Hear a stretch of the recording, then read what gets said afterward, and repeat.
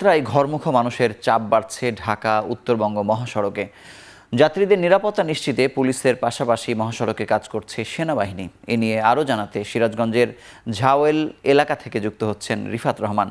রিফাত, সড়কে যানবাহনের চাপ কেমন দেখছেন? তল্লাশি চলাকালে কোনো অসঙ্গতি পাওয়া গেল কিনা, বিস্তারিত জানাবেন।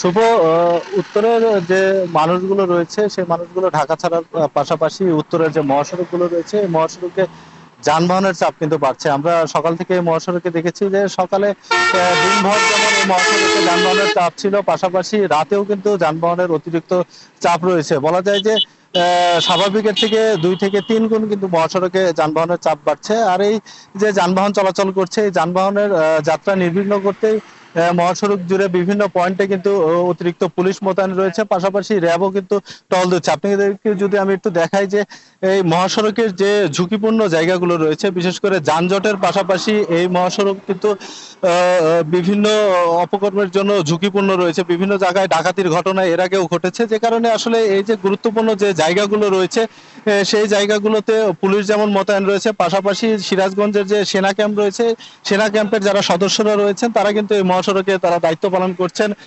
তারা যানজট নিরসনের পাশাপাশি যাত্রীরা যাতে নির্বিঘ্নে এবং যাতায়াত করতে পারে, নিরাপত্তার সাথে যাতে যাতায়াত করতে পারে সেটা নিশ্চিতে কিন্তু সেনাবাহিনী মাঠে কাজ করছে। আমরা দেখেছি যে সন্ধ্যার পর থেকেই সেনাবাহিনীর সদস্যরা তারা বাস, মাইক্রোবাস এগুলো ঠেকিয়ে তারা তল্লাশি পরিচালনা করছে যাতে কোনো অপ্রীতিকর ঘটনা এই মহাসড়কে না ঘটে। পাশাপাশি আপনাকে জানিয়ে রাখি, যেহেতু এই মহাসড়ক দিয়ে উত্তর এবং দক্ষিণবঙ্গের প্রায় 22 জেলার যানবাহন চলাচল করে এবং ঈদ যত ঘনিয়ে আসছে এই মহাসড়কে যানবাহনের চাপও কিন্তু বৃদ্ধি পাচ্ছে।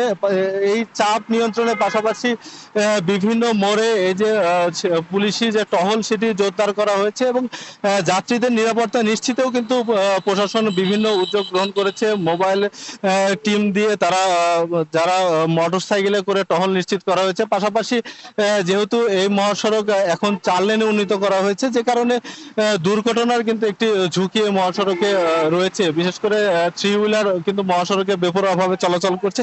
এগুলো নিয়ন্ত্রণে কিন্তু সেনাবাহিনী কাজ করছে।